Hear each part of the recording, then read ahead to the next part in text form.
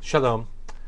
I'd like to talk to you about two very different ways to look at the actions of Avraham in this week's Torah reading, Parshat Lech.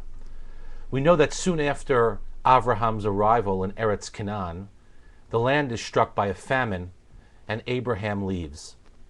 Ramban Nachmanides takes him to task for leaving, suggesting that he should have had faith in God, that God would have taken care of him and provided food for him and his family.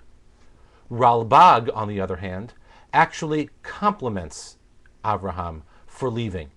After all, one is not supposed to rely on a miracle. God gave us free will, and we have to use that free will to take bold and brave actions and to make important decisions. These are two aspects of the Jewish faith which should live in concert with one another. There are times in life when bold action is required, that we are supposed to exercise the intellect and the free will that God gave us, as the Ralbag suggests. There are other times where what is required and asked of us is pure faith in the belief that God will provide, that God will take care of us.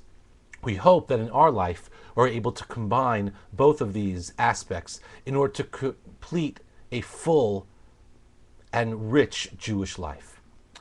There is another important aspect to this dichotomy between faith and action. Perhaps we could suggest when you are responsible only for yourself, it's okay to have only faith and to believe that God will provide. After all, no one else is counting on you. But when others are counting on you, perhaps the Ralbag's approach is more appropriate. Perhaps we have to take action, and we have to make decisions, and we have to use our intellect and free will that God has given us. Rabbi Louis Jacobs, of blessed memory, suggests that when others are part of the equation, we are actually supposed to live as if there is no God.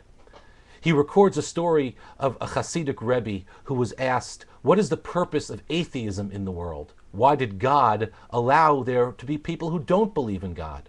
To which the Hasidic Rebbe responded, if there was no atheism, then rich people would have such faith that they would believe that God would take care of the poor and they would not give charity. And so the Hasidic Rebbe suggests and teaches that when other people's lives and well-being are at stake, we have to use that idea, the idea of living as if God is not going to take care of them. As Louis Jacobs says, as if God does not exist.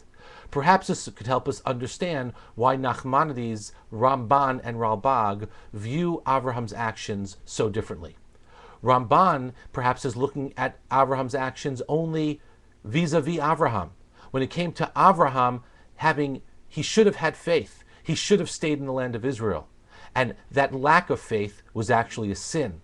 Ralbag, on the other hand, reminds us that Avraham was not only responsible to himself, he was responsible to his family and all the people that had traveled with him. And when that is the case, it was not proper for Avraham to stay in Canaan. It was more proper, as Ralbag suggests, to leave, to take bold and brave action to make sure that those who relied on him were in fact taken care of. And this is the great balance that we try to find in our life, the balance between faith and the balance of action.